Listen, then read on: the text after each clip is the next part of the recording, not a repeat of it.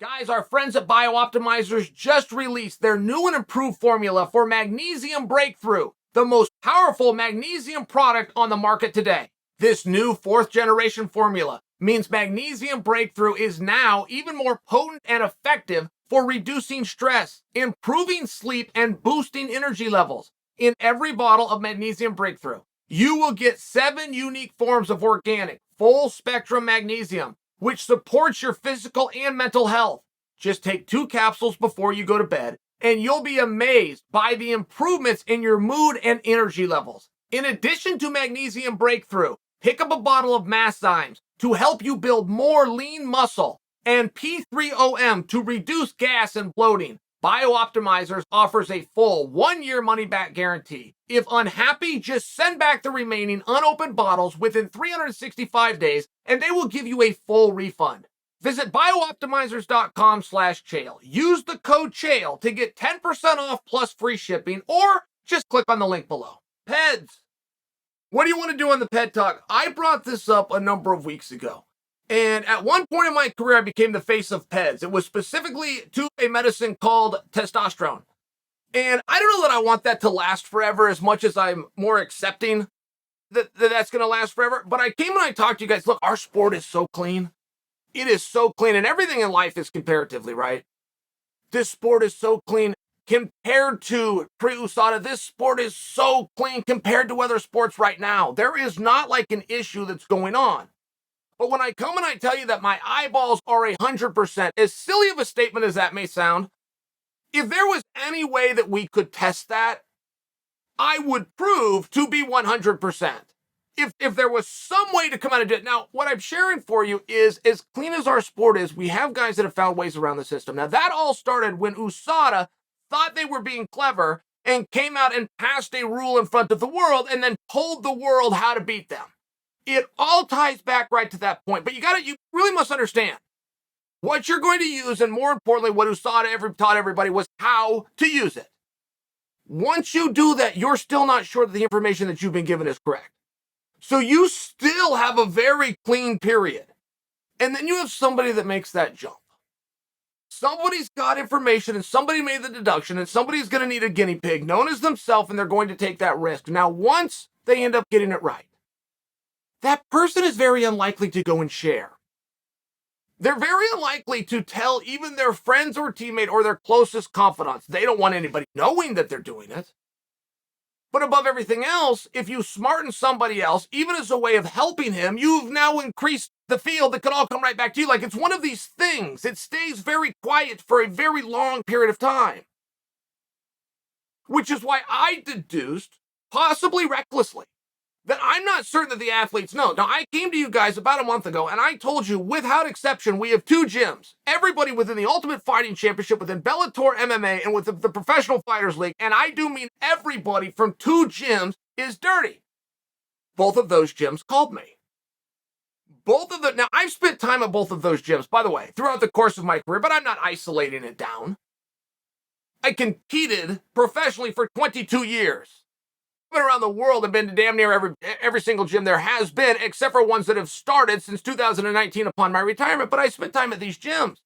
And when I tell you that entire system should not be able to pass a test, that's literal. That includes the person working the front desk. Why would they be? Why would they be yoked up?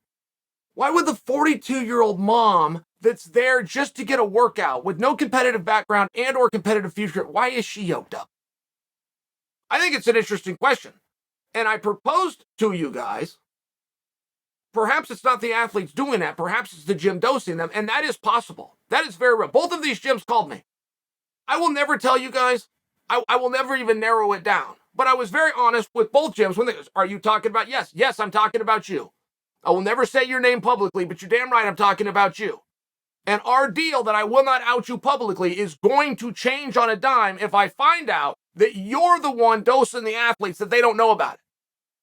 And you have access and ability to do that. Now this is very far out by me. This is not my contention, and I don't even know how much I personally even believe it as much as I'm making conversation with you, but it has happened historically. There's been a number of amateur athletes. We have it in the United States. It's called the Olympic Training Center.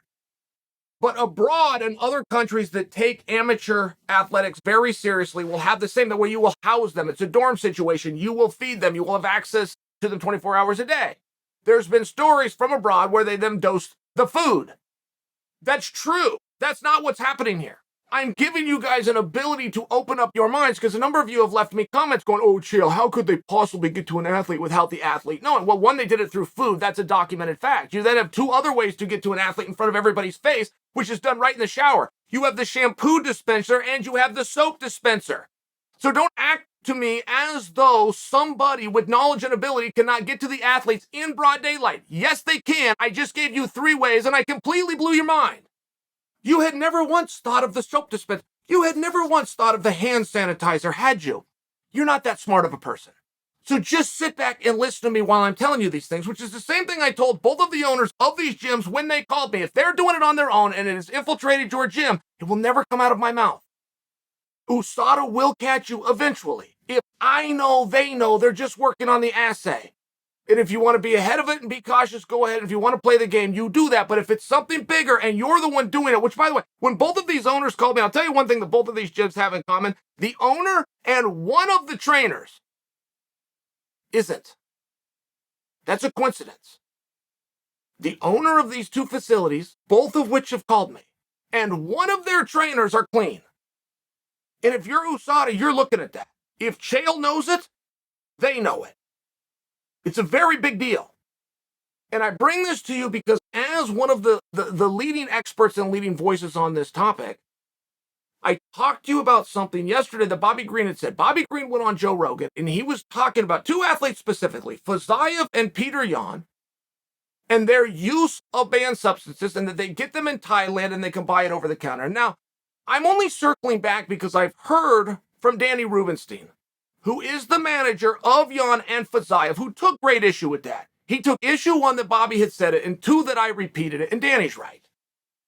Danny's right. At no point when I was speaking to you guys was I attempting to say that Petr Yan and Khamzat had bought anything illegal, or that they did it in Thailand, or that they were beating USADA.